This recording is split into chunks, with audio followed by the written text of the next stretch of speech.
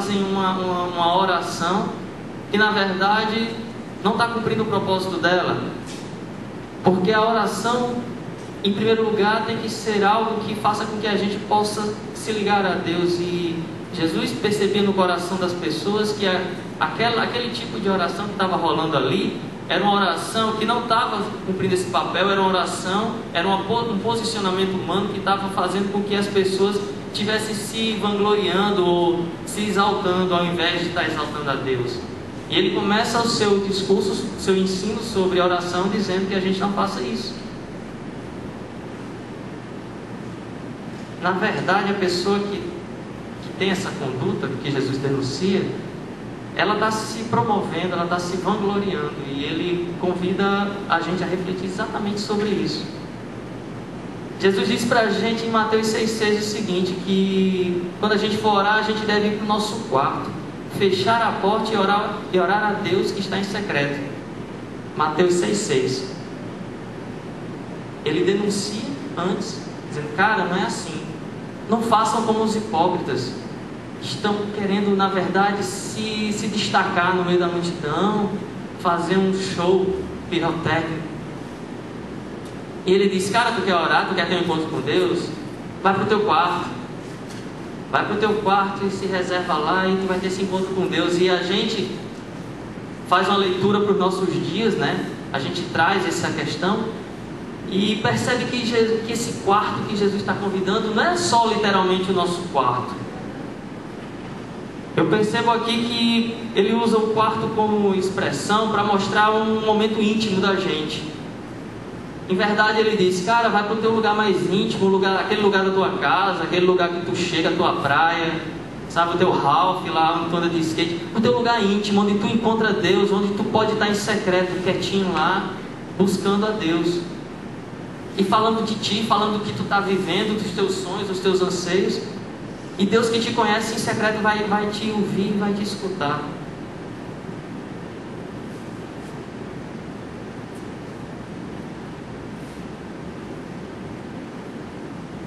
Ele denuncia também a questão do religioso, ele ficar repetindo as palavras, repetindo.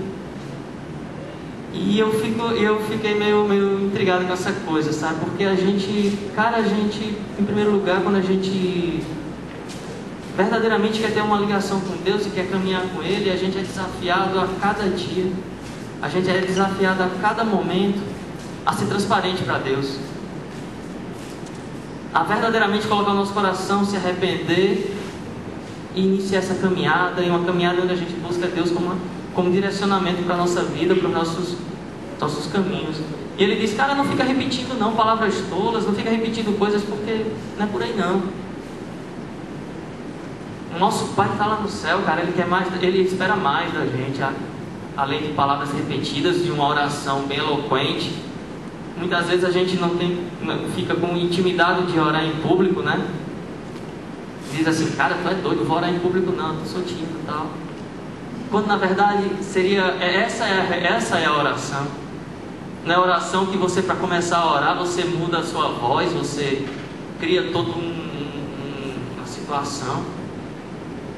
A oração tem que ser algo que sai da sua boca, da forma que você está conversando com as pessoas.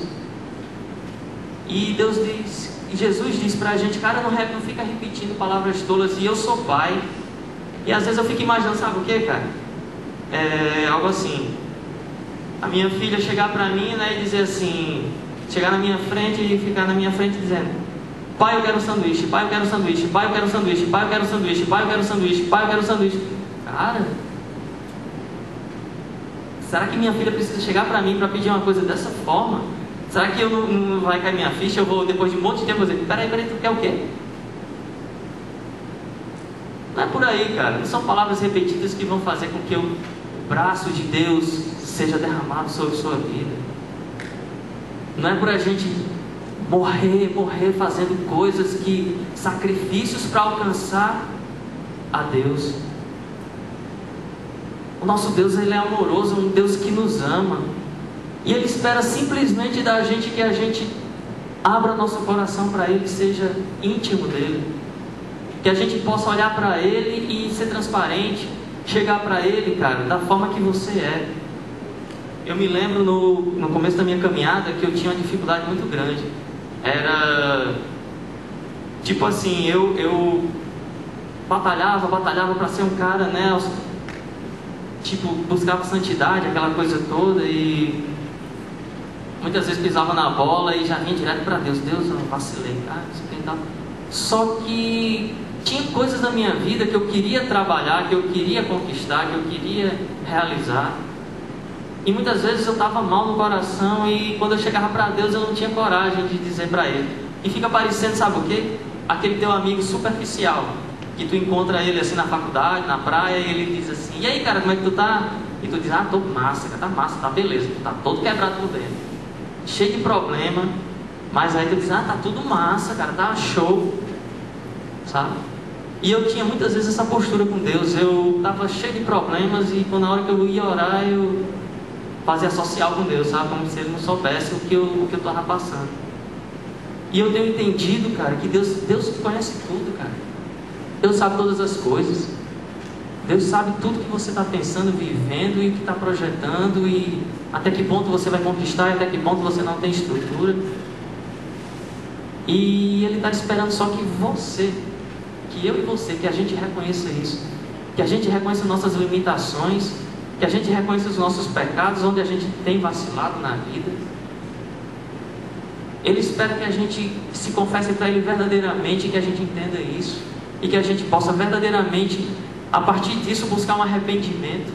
E não é arrependimento de dizer assim: ah, cara, eu vou... ah, Deus, olha aí, eu vacilei, desculpa aí, perdão. Não é isso. O verdadeiro arrependimento é aquele que você chega para Deus e relata o que você está sentindo e vivendo. Não é